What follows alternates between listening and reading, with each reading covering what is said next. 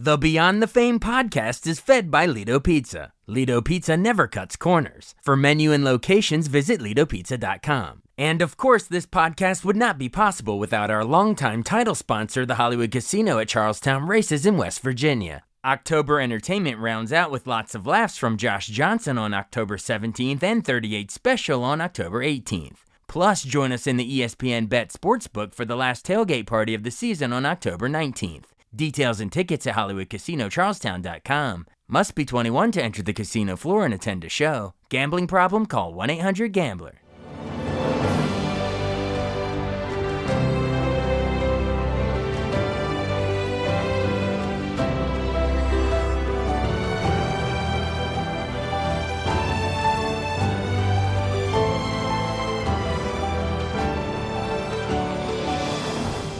Welcome to the newest episode of Beyond the Fame with Jason Fraley. I'm your host, Jason Fraley, picking the brains of the top filmmakers, musicians, and artists of our time. Beloved country group the Eli Young Band performs live at the Tally Ho Theater in Leesburg, Virginia on October 17th. I spoke to lead singer Mike Eli and bass player John Jones about their newest album, Strange Hours, as well as their biggest hits, including When It Rains, Crazy Girl, Even If It Breaks Your Heart, Drunk Last Night, and Love Ain't. Hey, Mike Eli and John Jones. Hey, thank you so much for joining us today. Thanks for having us. We are talking to Mike Eli, of course, lead singer of Eli Young Band, and John Jones, bass player of Eli Young Band. You all are coming to the Tally Ho Theater in Leesburg, Virginia on October 17th, and we're calling this your Strange Hours Tour. I know that was the name of the new album that just dropped in August, so really a couple weeks ago. Explain what the title track / the album / tour, what's in the name? Well, I think we've been in a band for 25 years now, and so I think for the last 25 years we've been living this very odd, strange life. You know, I think that we've lived these strange hours. And when we wrote the song, it was kind of one of those, the idea was born in that whole idea that anytime we try to explain to anyone how our lives actually work, people don't even know how to respond to it, because we do live some very strange hours and some very strange moments of early flights, overnight flights, you know, getting home, working the whole dad thing, being, you know, there and present and at all the ball games and everything. But that also leads to, you know, the late nights and the weekends and the overnight flights, the red eyes, and you know, when you're sitting at a ball game at 8 a.m. on a Sunday morning, and they say, well, where were you last night? Well, I was in Seattle. Yeah. What time was your show? It was like 9:30. Our lives are so hard, Jason. I'm telling you, man. Oh, it's rough. It's so rough. You're burning the candle at 20 different ends. Yeah. I'll take some red eyes. It makes life interesting. Absolutely. Well, do you find that now that you've had half a dozen or whatever successful albums now, do you find that grind slows a little, you know, at least, you know, financially? Can it slow a little, or do you feel like once the tour kicks back up, then it's just the same insane grind? I think there's a sweet spot that we've been trying to find now it feels like we'll always be trying to find it, but I think we're to a point now, and also the industry's changed, where we're not doing as many like radio stops and non-absolute show related things. Because there was a time when we were playing more shows than we're playing now, but then also trying to visit all, you know, 100 reporting stations to promote a single in a year. Right. And that was right about the time Mike and I each had our first child around the same time. And that's kind of when that all happened. And that was not sustainable. Absolutely not sustainable. Work-life balance, man. Whew, they say the road ain't no place to start a family, right? It is not. But luckily all four of us kind of did around the same time. And that's, I think, part of what kind of keeps us going and has kept us together, is that we're all on that same page and trying to figure it out together. There's not one person out here, you know, partying all night and whatever. We're all Saturday night, we're kind of shutting it off as soon as we get off stage so we can get that early flight back home on Sunday. That's good. So the old hard living wrecking hotel rooms, Joe Walsh, the epic stories, that's long ago. We had plenty of time for that. Yeah, now it's good. This is what life's all about now, you know, raising the family. And then you go tour just for the music. That's what we're talking about. Cool. Well, that's the tour in the new album. But how about like the venue itself, Leesburg, Virginia? Have you ever played Tally Ho before? And if not, just this Virginia, D.C., Maryland area, like a loyal fan base around here, you find? Oh yeah, we've played there a bunch, but we haven't necessarily played this venue, I don't believe. Yeah. I don't. Um, It takes all and four if of we us in a have, room. Yeah. and if we have, we apologize now. And they're like, dude, you've been here like 30 times. Yeah. I know Jack Devine Yeah, there well, and he was really excited when he booked you all. So I'm thinking that it's probably a first time. yeah. I mean, we've heard good things, so we're really excited. And we love playing that area. We have some really great fans that have really supported us for a long time in that area. So, we're looking forward to it. It's gonna be a cool show. Awesome. Yes, it's Northern Virginia is a really cool spot, and Leesburg especially. If you get a chance, I know you're probably packing up and then a ball game the next morning. But if you do have an hour or two before or after the show, take a little stroll down the historic downtown of Leesburg. It's a cool, walkable little town. Antique shops, restaurants, all that stuff. So check it out. Heck yeah, man. Awesome. Well, we'll loop it back around to the tour at the end, but at this stage of the interview, I always like to take a beat and then I like to remind folks a little of your chronological backstory. We'll start with Mike. Where did you grow up? Was it down in Texas where the band would eventually form, or were you from somewhere else? I grew up in like northwest of Houston, Texas. Okay. So little town. I guess it's not really a little town anymore, but Tomball, Texas was just northwest of Houston. And then I moved to Denton, Texas, where we started the band when I was 18 and met the guys, and that's kind of when we started working on music, and we all kind of realized that it was our thing, and started writing some songs. And I'd love to give you the long story, but I don't know if we have a lot of time for that. It's 25 years worth Yeah. of No, that's goodness. okay. We're going for the abridged versions. I'd love to save Yeah, a yeah. little time to, go into some of the hit But songs. I went to Years high later. school down there and then moved up to Yeah. Denton and started the band. So Awesome. And John Jones, bass player. Did you also grow up in Texas? I did not. I'm the one that didn't move to Texas until college. Grew up in Omaha, Nebraska, and was actually came down to UNT for school where we all met. And it was the very first week that I moved down to Texas when I met both James and Chris, the guitar player, drummer, You're saying and UNT, that's University of North Texas. University of North Texas. Yeah. Yep, Mean Green. And then Mike came to school the next year, and boom, 25 years later, here we are. I love that you all met. And And the Mike, next year, Mike. you were roommates like from freshman year with James, right? well, yes. So the like there is an abridged version, but the reality of it is that those three guys actually met first, Ah, and they kind of started jamming and playing cover songs and having a good time. But I came in the year after, I gotcha. and we started James and I started writing songs, and then so we ended up being roommates. And then Chris and John were roommates at that time. Gotcha. And so when James and I started playing acoustic sets, just him and I, um, eventually, since they had already been jamming, we were like, well, while we make up a band, we might as well like start playing some of these original songs and playing some of these other cover songs. And then it slowly but surely, Yeah. I say slowly but surely, but these days, 6 months to a year is a really short amount of time. Yeah. Once you get a little older, your understanding of time is different. Yeah. But back then, it was like, oh man, we've been doing this for years, like a whole like Yeah. What are you jamming out to in there? I mean, I guess it's Texas. Are you out? My wife and I are really into like the red dirt country. We love yeah. Turnpike Troubadours and all that. But I guess back then would have been like maybe Pat Green or I don't know, Uh, would have been big back then. Well, or you're yeah. from Omaha though, so your Peyton Manning's just shouting Oh, you out at the line of scrimmage. but he was all in it as well. Yeah, we all were. It was Pat and Ragweed were out there tearing it up, and Jack Ingram and Mhm. Charlie Robinson and Robert Elkeen. I mean, the Texas music scene at that point was just really blossoming. And then the red dirt scene was kind of coming into its own around that time. Realistically, Ragweed really lit the fire in that scene. I mean, I really think I'm pretty sure the story goes that Cody Canada was really the driving force to actually even naming, what I think I saw an interview at some point him talking about. He's like, "What do you call your music?" I guess like red dirt. I mean, red dirt Oh, he music. coined the Yeah. phrase. Okay. I think that's I mean it may have that's the thing. It's like red dirt is such Yeah. a thing Right. in Oklahoma, so Yeah. but it's such It's a awesome. big, huge, blossoming scene of hard. and soul in the music, and I think that we were really lucky and really fortunate to be in that scene Yeah. at that time.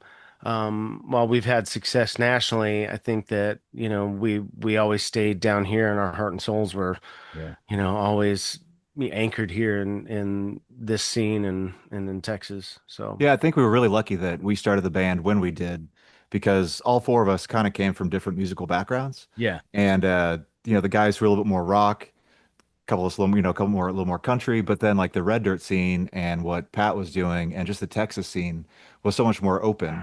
I think Yeah. if our only like concept of what we could do in country was what was happening on country radio, on like, Yeah. top 40 country radio, we would have really had a hard time finding ourselves and agreeing on a sound. But because it was so wide open and there were so many more rock influences, getting melded in, it really allowed us to just be ourselves and make the music that just kind of came out. Well, keep being yourself. Only you, and we say this to every artist, whether it's a comedian, a filmmaker, a band, whatever, but only you can create the art that you were put on the earth to do. Your sound as a group is going to be unique to anyone else. So any aspiring artists out there, whatever your medium, like just tell your story. Only you can tell that story. But also get famous doing cover songs on TikTok and then tell your story. Nowadays. right. Tell a bunch of other people's stories by covering them, and then someone might notice you. All right, well. But no, seriousness, you're in a unique sound coming up there in Texas in I guess early 2000s. So the early stuff, there was like what Level was an early album, 2005, touring with Miranda Lambert. But the big probably mainstream breakthrough, at least the radio, was the next album, Jet Black and Jealous, in 2008. Always the Love Songs was a big one. But I want to ask you, my favorite off that was When It Rains. I love that song. It's so catchy. It'll be like stuck in my head for hours after I hear it on the radio. But how'd you come up with it? We listened to Clint Black, Like the Rain or something, or I guess Gary Allen named a bunch of them in songs about rain. But what was it?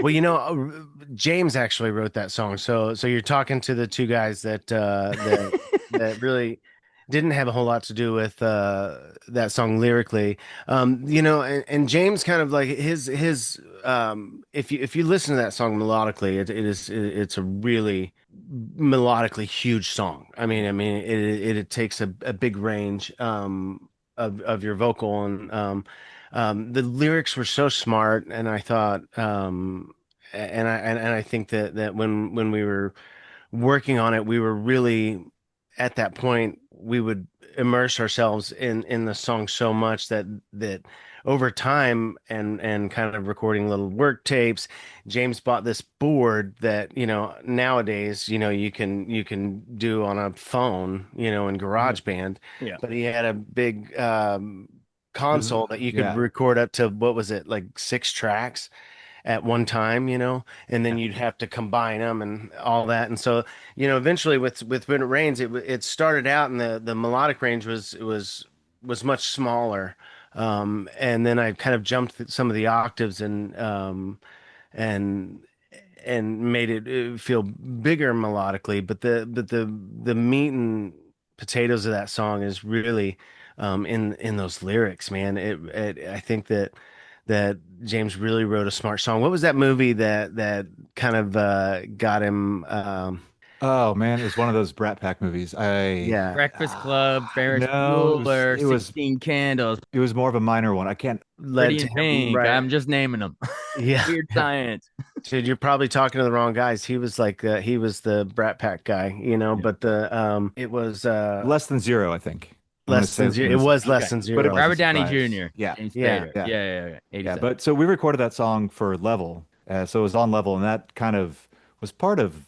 It was not there. I don't know. There's not like one reason we got a record deal, but that was part of what got us a little bit of regional radio going on. And so when we did Jet Black and Jealous, we just kind of reimagined the song a little bit, added a few things to it to make it up to the level of the rest of the record. And yeah, so Yeah, that it's that, just to that make at make the it time that sound song was a big part cohesive. of our story. I think that Level was such a cool record, and it had such a cool sound. When we were making Jet Black and Jealous, we had kind of, since that point, I think developed our sound a little bit to really incorporate a lot of the garage band um, live sound Yeah. that we brought into Jet Black and Jealous. And so I think that with When It Rains, we needed to. It wasn't necessarily about. Um, making it better. It was really about making it cohesive with what we had recorded for Jet Black and Jealous. Yeah. And Jet Black and Jealous was such a cool record because we recorded most of that record before we had a deal. And so it was really fun to if you go back and listen, we had done like 8 songs, and then that was when we were doing the other 4 songs or whatever. When It Rains also was one of the songs that's like the label was like, you really should include this since this will be your first major label record. Yeah. When It Rains is your most downloaded, most Yeah. popular song. You should include it in this album. And so that was a tricky emotional moment for us because we were like, well, no, that it's great on that record. Why do we need to put it on Why this are we record? bringing it back? Yeah. But we're really glad we did because it belonged on that album, and it was a good choice. So we're really proud of Jet Black and Jealous. It wasn't necessarily the album that broke us nationally, Yeah. because that album still, even though Always Love Songs was a top 10 hit, it it wasn't the one that broke us, It if you know wasn't what the I mean. rocket ship strapped to you that the Yeah, following one was, which was right. Yeah, Life at but Best in 2011. Couple number one hits on that. I'll save Crazy Girl for a second, but first I want to talk about my and my wife's personal favorite one that goes number one. Keep on dreaming, even if it breaks yeah. your heart. I think this song it's like triple platinum something. My wife, she's a musician. She grew up singing country music, and she basically wanted to thank you. She says she tears up with nostalgia every time she hears that idea of downtown used to wander, old enough to Yeah, get there, man. but too young to get inside, standing outside. She remembers standing outside clubs and listening. So that just resonated with her. But did you have a similar memory that spawned those lyrics? I think we all have. Yeah. And I hope that the younger generations or the generations that are coming after us that have those same, and it seems like they do. Yeah. I do know that TikTok and all the socials and how people are breaking into the industry, it's different. Keep on But streaming, even if it breaks your heart yeah, nowadays. right. But I do think, there's some times where there was a show a few weeks back where there was this dad and his kiddo. She was her and him were standing outside, and I guess she couldn't get in. And I came out off the stage after we had played, and they were standing out there, and we took pictures, and I was talking to her, and they stood outside listening to the music, and it gave me chills because it really was so much of that song, and that's happened a lot. And I think that I know for us, we've stood in the lines.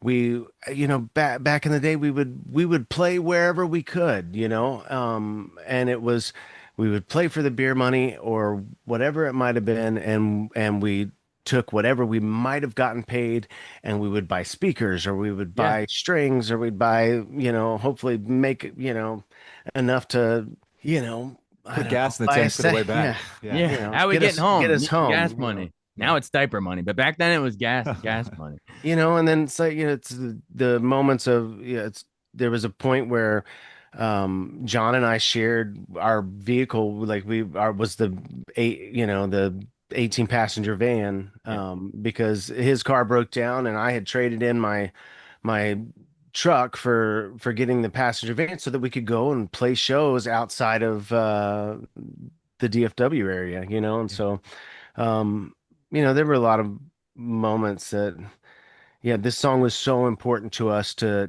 tell that story. I think that it was a selfish story to tell, more about what we wanted to say, and not necessarily about, could this relate to everyone, because it Yeah. it really is. There's a moment where the label actually said, it's like, this isn't necessarily universal, in a way to where everyone will relate to it. But I think that they were wrong. I Yeah. think that they underestimated people's understanding of what the Mhm. the meat of that story was, and it wasn't just, the following your dreams of, you know, Yeah.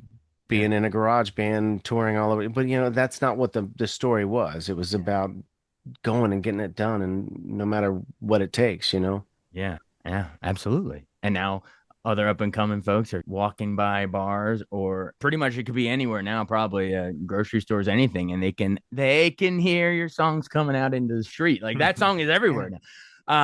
The same album also has the huge, even bigger number one hit. I think it was like number one for the entire year that year. It was Crazy Girl. I think 5 times platinum, something like that. I think even wins you an ACM award for Song of the Year. Crazy Girl. Have I told you lately? I love you like Crazy Girl. Crazy comma girl. The comma is important there. But talk about which one was that? One of you, or was that also Young? Well, that song actually came to us from Lee Bryce and Liz Rose wrote that song, and so we were writing with Liz quite a bit at that time, and also Lee. So we've written a bunch of songs with both of them over the years, and before that, and when Crazy Girl, somebody had sent it to us, maybe from Curb, who publishes Lee. Not And not Larry David. Different Curb thing. A whole different yeah, Curb. Yeah. right, exactly. And so they had sent us the song, and James and I were actually in Nashville, and we were about to fly back home to Texas, and we threw it on and looked at each other right away and said, we got to play this for the other guys, and because this is really great. And so then we started talking to Lee and his manager and asking, look, I don't know if you're planning on recording this song, because he had just had a hit on Love Like Crazy.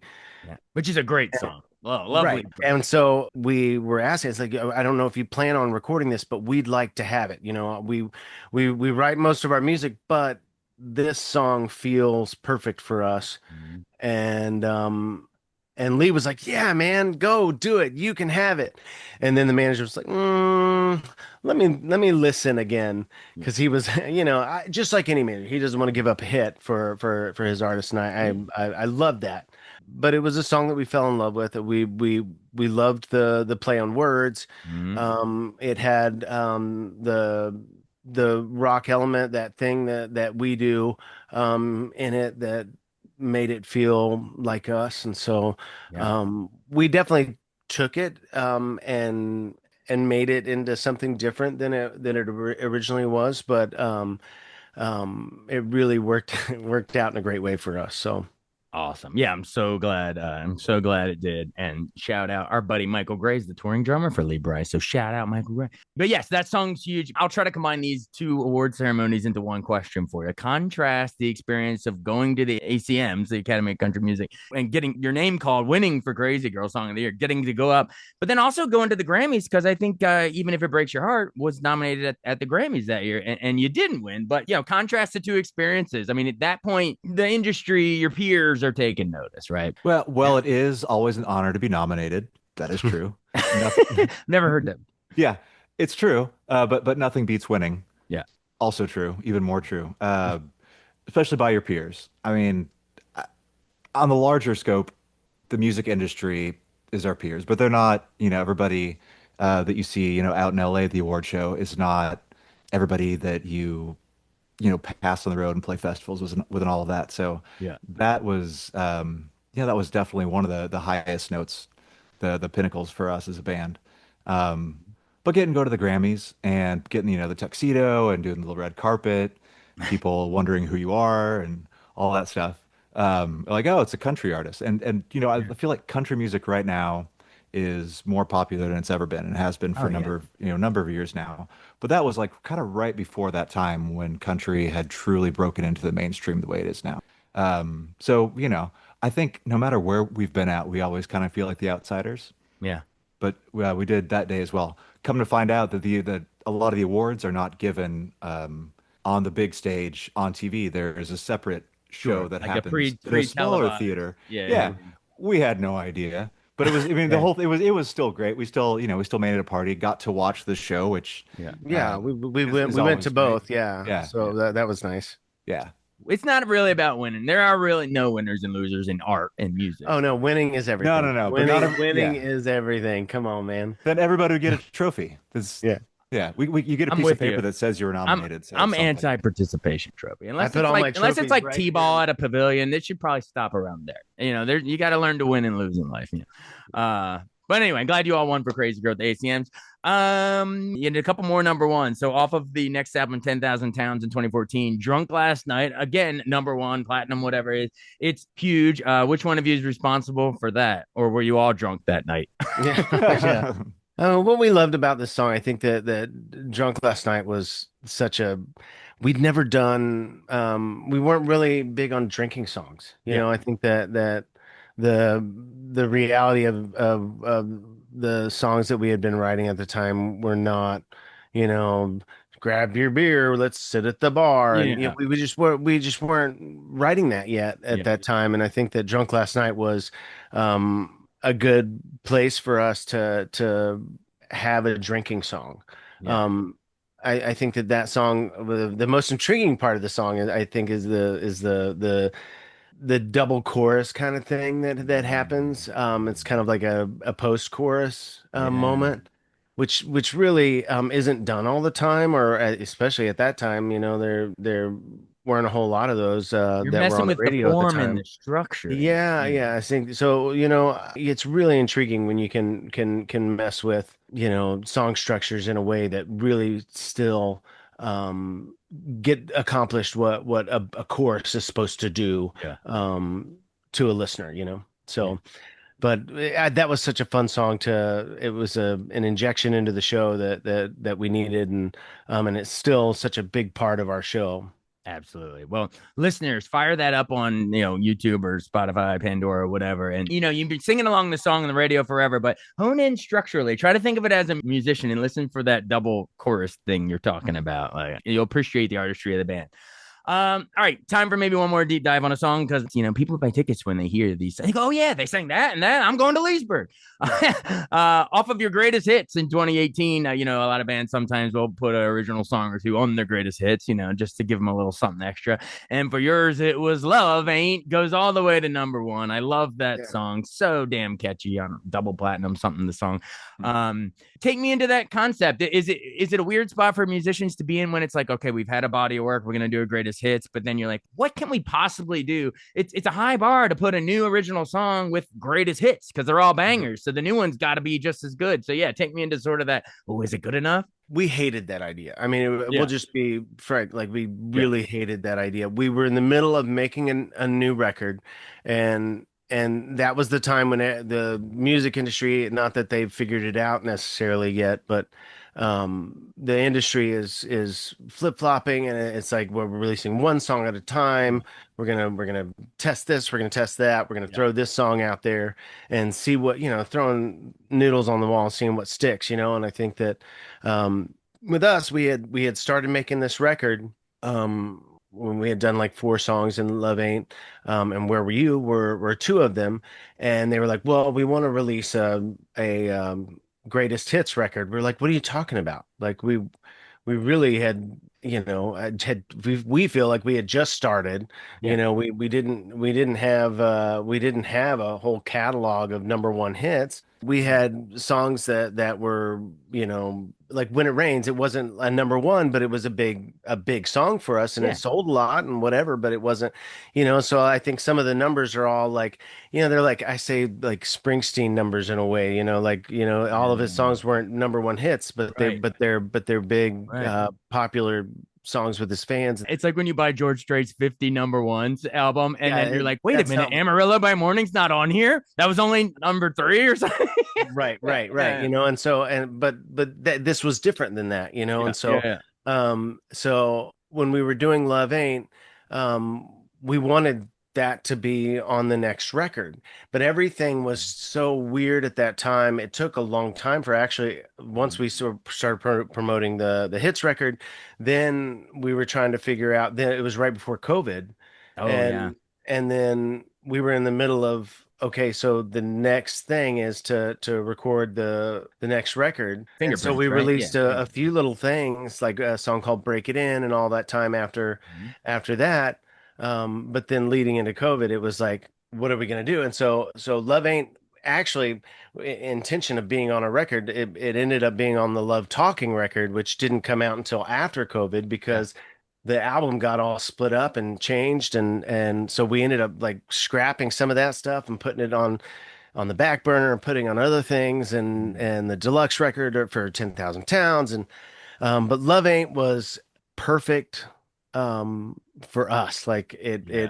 it's still I mean it's a huge part of the show, and Yeah. it was our most recent number one. Yeah. Um, it wasn't that long ago, but I feel like COVID kind of just gave me COVID, Oh, you there's know. there's the before times and the after times. Pandemic years feel like double. You know what I mean? Mhm. But no, thanks for explaining that. The greatest hits, the fingerprints, and love talking, like how it kind of got split up, and some songs made different appearances later. And wow, Yeah. it's crazy time. I still don't think we as a society fully understand what all we went through during that period. Like Mhm. we're gonna be Yeah. grappling with that for decades to come, just like the mental toll that took. Yeah. We kind of It's compartmentalized a lot of it, I think. But really, I think like part of what you're talking about, Love Ain't, is what brought us to where we are now with the new Yeah. record with Yeah. Strange Hours, because that was when it started with the record label of like not asking for a full record. Like, let's just cut 3 songs and we'll Yeah. make an EP, or let's try a couple with this producer and this and that. Yeah. We're Yeah. like, man, we've got so much to say. Mike wrote so many songs over COVID. Like, it was just like, okay, this pace is not working for us anymore. Mhm. And record label had been great for so many years for us. Yeah. And they never lost faith or they never shelved us or anything like that. It's just not the pace that we are needing. Mhm. And not sure that their idea of how to put music out is right for us. Like, Yeah. I feel like you've always got to be constantly, Yeah. even with a semi-established act, you got to be breaking like a new artist. You got to kind of Yep. keep on throwing stuff out there. Yeah. And so that's when our record contract was up for renewal. We decided it was time to go independent, Yeah. and that led to Strange Hours, Yeah. and has just been so great. We recorded this whole record back in Denton, Texas, where we did level. Yeah. And before, past many records, we'll go up to Nashville, where our producers live, and we'll go record, go to our hotel, and they'll go back home to their families. This time, we came home after the studio. They got to they went to their Airbnb or whatever, and it was just like a really cool workflow. Yeah. And with no one from the industry in the studio with us, like there's no one to tell us yes or no or try this or don't do that. Yeah. And it just really made it free and easy. And I feel like Strange Hours is the most authentically us record we've done in a long time. Awesome. And our favorite one. And I think it turned out the way we wanted it to, because we actually had, Yeah. total control over those things again. Awesome. The new album, it's brand new. Everyone's got to check out Strange Hours. Come to the Tally Ho Theater on October 17th to see Eli Young Band. All of these songs they mentioned. Do you ever throw in Andy Grammer, Honey, I'm Good? You're featured. You never know. You're featured on that. Yeah. You got to go to Leesburg to see. But real quick, I see you have a dog. I want our dogs to meet real quick. No, this one's my dog. We got, this is Liberty. Oh, hey, Liberty. This is Goldie. Hi. But Keep on barking, even if it Right. breaks your heart. There We've you go. got two, and we're house sitting my sister's 2 dogs. So we've got 4 little dogs running around right now. Love it. So I apologize if there's been any barking. No, I don't care. It was I perfect. can't control a couple of these things. I love My it. house has been dog free for a few years, so I'll be there in 20 minutes, Mike. I'm going to bring Yeah. 2 over to you. nope, I'm good. Yeah, I'm exactly. good. Hope you love schnauzers. Sounds good. Thank you so much again, Mike and Thanks, John. Jason. I appreciate it. Thanks, Jason. Hey, we'll see you at the show. Thanks so much for listening to Beyond the Fame with Jason Fraley. Our theme music is Scott Buckley's Clarion. Remember to give us a 5-star rating if you like what you hear. We'll see you next time.